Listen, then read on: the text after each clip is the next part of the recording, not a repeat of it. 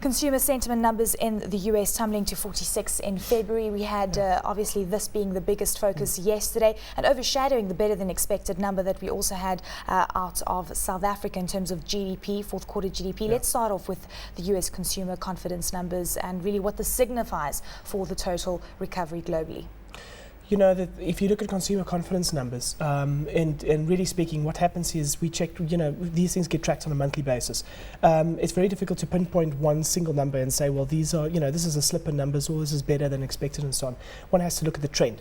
And even though consumer confidence is at an ebbing point, and a very low point, you've got the market busy turning around, and you have to think beyond these numbers, because at the bottom you're going to have numbers that are slightly better and slightly worse, and you obviously have to think about the numbers and what they could potentially look like 12 months and 24 months it's out. 10-month low at this stage of the game. Do you think that just January tends to be a negative month for markets and investors? I think at this stage you can't take January and the normal course of data that you see usually for a January or a February or a March for that matter, and take that as a normal course of events. What you have to do is you have to look at the numbers and say, well, it's a 10-month low. How much lower does it go from this point forward? You know, but given the fact that everything else seems to be at a low point and turning around. Look at US home sales, for instance. You know, how US home sales are starting to increase. Look at production numbers, etc., etc. You know, all those things might be at a very low point, but it is starting to increase. And hence, on the back end of that, you have markets that tend to be very negative. And like you saw yesterday, markets sell down, you know, based on bad news. I think one thing that you have to take into consideration is if earnings start pushing through, especially in G7 countries, you'll start seeing those markets rebounding as well. On a price to earnings basis, it's at its normal long-term average at about 18 times PE for the American markets, you know. So obviously we are going to start seeing earnings push through. I think that's what most people are expecting. But let's quickly focus on South African GDP. Came out yesterday better than expected for the fourth quarter at 3.2%. And we saw the third quarter GDP growth of 0.9%. We know it's not the consumer that's pushing us out of this recession. Look, I mean, most of the numbers that you're seeing at the moment is because of manufacturing restocking, you know, because you've had a pull down as far as inventories are concerned, and you're just having a restocking as far as that's concerned now. I think the big thing that you have to remember about emerging markets generally, of which South Africa is a component of, and a very good component of. It's not a large component, but it's certainly from an infrastructural perspective, it's a very good component of it. We're sitting with very different dynamics to what G7 is sitting with. We're not sitting necessarily with the stuff that G7 has to sort out. We're trying to sit and trying to see how we can make this economy more efficient. We're trying to sit and say, how do we create jobs? And all that will happen as soon as we start getting demand for most of our basic goods and services.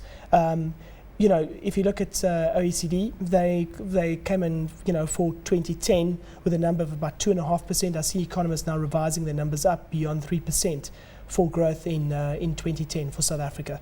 And that's good news for South Africa. And Pravin Gordhan also said that he expects the economy to grow by 2.3% in 2010. So that's also a positive for us. Yeah, absolutely. And I mean, I think that the big thing with you know, with most of his fiscal spending that he's going to be looking at through 2010, and that was really in the budget speech last week. You know, most of that and a lot of that will also drive GDP growth, just from a fiscal perspective. For underlying theme globally, I think, is unemployment is still an issue. Retail sales globally is still under pressure, so the consumers have not come to the party. We have been seeing the restocking process occurring globally, and I think this is what's actually driving us out of the global recession. But the question is the consumer going to match up to the demand picture so that we can continue a sustainable growth trajectory? Yeah. Usually what happens beyond a recession is people become very aware of the last big event in their lives, which is this cataclysmic event in the markets.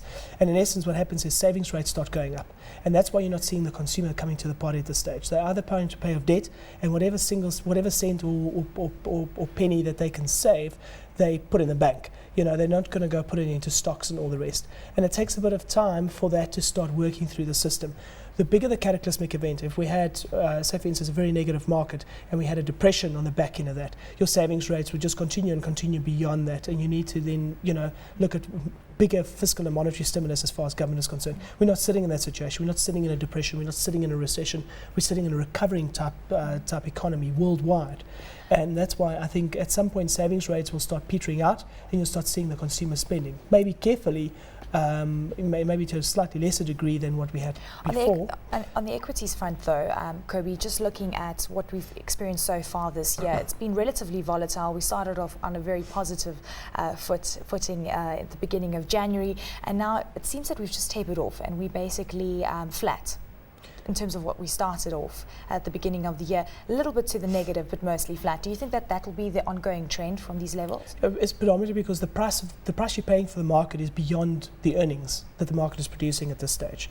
And you're going to do one or two things at this stage. You're going to be saying, well, the market can't produce the earnings, and that's obviously some people's opinion. And because that is the case, price should start reflecting the earnings and hence start selling down. And that's why you're seeing the volatility in the market.